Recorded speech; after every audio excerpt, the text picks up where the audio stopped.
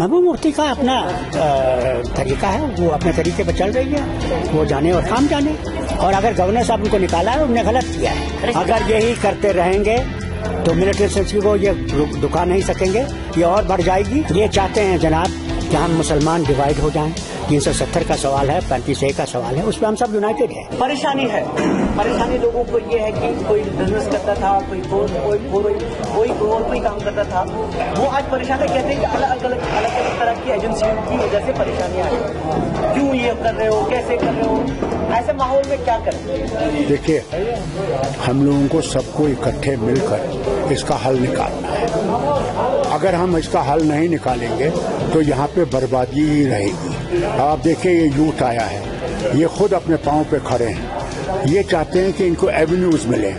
उन एवेन्यूज के लिए हमें तलाशी करनी है। वो अगर हम वो नहीं कर सकेंगे तो ये जो ड्रग्स का यहाँ पे कारोबार शुरू हो गया हमारे यूथ में, ये बढ़ता जाएगा और हमारे लिए बेहद सख्त मुसीबतें आगे आने वाली हैं। इसलिए मैं अपनी तरफ से भी और जमात की तरफ से भी कोशिश करूंगा जितना हम इनकी मदद कर सकेंगे, इनके लिए वो एवेन्यू खोल सकेंगे। और पार्लियामेंट में भी हम कोशिश करेंगे इसको उठाने के लिए कि गवर्नमेंट ऑफ इंडिया भी इसकी तरफ तवज्जो दे कि जितने इनके लिए एवेन्यू खोल सकेंगे उनसे हमारे बच्चे भी बच सकेंगे और हम ड्रग्स से भी निकल सकेंगे। सर, अभी परसों बयान आ गया गवर्नर के मुशीर का कि ICDS के मुलाजमीन को, कई मुलाजमीन को निकाला गया और अब ये कहा जा रहा है कि वो मुलाजमीन गलत लगाए गए थे और पुरानी सरकार में, खासतौर पर आपकी सरकार से ज्यादा रही है। सीधी सी बात। देखिए, मैं आपसे बात करूंगा, हमने लोगों को नौकरियां दी कि वो जिंदा रह सके। हमने कोई उसमें ये नहीं कि कोई करप्शन की हो, कि हमने पैसा लिया हो। हमने उस वक्त दरवाजा खोला सबके लिए कि किसी न किसी तरीके से वो बच सके, मुश्किलों से निकल सकें और गलत कामों में न लगे। और अगर गवर्नर साहब उनको निकाला है, उन्होंने गलत किया है, ये बहुत गलत काम किया है इन्होंने कि उनकी रोजी रोटी छीन ली है। अगर उनकी रोजी रोटी छीन ली, अब उनके बच्चे कहाँ जाएंगे, वो कैसे बचेंगे? उनकी माँ बीमार है, बाप बीमार है, कैसे उनका इलाज होगा? ये गलत पॉलिसी है। इनने तो हमसे 50,000 वादा किया था नौकरियां लगाएंगे, कहाँ है वो 50,000 नौकरियां? उसके बजाय नौकरियां लगाने के बजाय लोगों को निकाल रहे हैं जो साल से नौकरियों में लगे हुए हैं। ये गलत है और गवर्नमेंट को इससे बाज रहना चाहिए। मिलिटेंसी लिंक्स निकाल रहे हैं, या तो फिर अगर वो ढूंढे, अगर यही करते रहेंगे तो मिलिट्री सेंसिटिव को ये रुका नहीं सकेंगे, ये और बढ़ जाएगी और इनके लिए और मुसीबतें पैदा हो जाएगी। सर, डिलिमिटेशन की क्या रहा है आपसे? देखिए, अभी हमसे कोई बात हुई नहीं उनकी कि कब आ रहे हैं, कब बात करना चाहते हैं। कोई भी मुझे ऐसा मसौदा नहीं आया है। सर, आपके पास आपसे कोई बातचीत नहीं हुई है? नहीं, अभी तक कोई बात ही नहीं हुई है।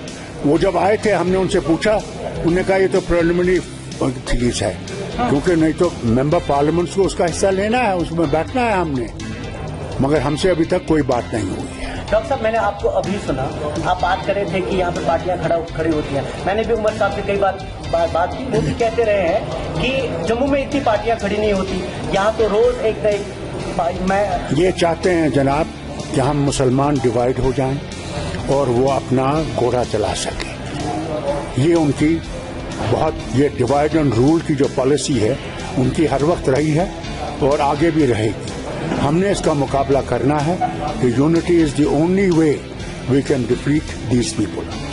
सर, PAGD एक यूनिटी ही थी, लेकिन ऑन ग्राउंड अलग अलग पार्टियां लड़ रहे हैं। आप किसी हद तक देखिए, हर पार्टी का अपना निजाम है, बट हम यूनाइटेड हैं। जहां तक कि इस रियासत का सवाल है, 370 का सवाल है, 35A का सवाल है, उस पर हम सब यूनाइटेड हैं, उसमें कोई फर्क नहीं है।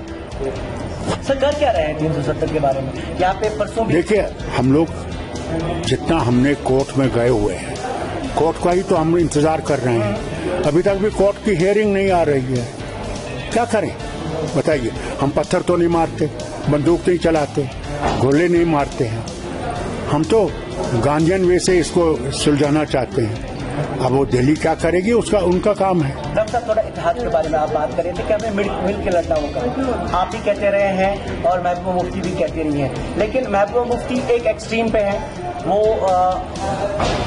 सेंट्रल गवर्नमेंट के साथ किसी भी जगह कंफर्टेबल नहीं है, लेकिन आप आप एमपी भी है और आप नितिन गडकरी के साथ भी मिलते हैं, क्या आपकी बातचीत हुई होती है? देखिए, मैं आपसे कहूंगा, एमपी का फर्ज अलग है। मैंने लोगों के मुश्किलात को आगे ले जाना है, उससे बाहर मैं तो निकल नहीं सकता ना। आखिरकार अगर वजीर आए हैं और हमने उनके सामने अपनी मुश्किलात रखने हैं, नहीं रखेंगे तो फिर लोग कहेंगे आप काम क्या कर रहे हैं, क्यों एमपी बने हैं आप। वो काम तो जरूरी है। महबूब मुफ्ती का अपना तरीका है, वो अपने तरीके पर चल रही है, वो जाने और काम जाने। शुक्रिया। परेशानी है, परेशानी लोगों को ये है कि कोई बिजनेस करता था, कोई काम करता था, वो आज परेशान है। कहते हैं कि अलग अलग तरह की एजेंसियों की वजह से परेशानियां आई। क्यों ये कर रहे हो, कैसे कर रहे हो, ऐसे माहौल में क्या करें? देखिए, हम लोगों को सबको इकट्ठे मिलकर इसका हल निकालना है। अगर हम इसका हल नहीं निकालेंगे तो यहाँ पे बर्बादी ही रहेगी। आप देखिए, ये यूथ आया है, ये खुद अपने पांव पे खड़े हैं, ये चाहते हैं कि इनको एवेन्यूज मिले। उन एवेन्यूज के लिए हमें तलाशी करनी है। वो अगर हम वो नहीं कर सकेंगे तो ये जो ड्रग्स का यहाँ पे कारोबार शुरू हो गया हमारे यूथ में, ये बढ़ता जाएगा और हमारे लिए बेहद सख्त मुसीबतें आगे आने वाली हैं। इसलिए मैं अपनी तरफ से भी और जमात की तरफ से भी कोशिश करूंगा, जितना हम इनकी मदद कर सकेंगे, इनके लिए वो एवेन्यू खोल सकेंगे।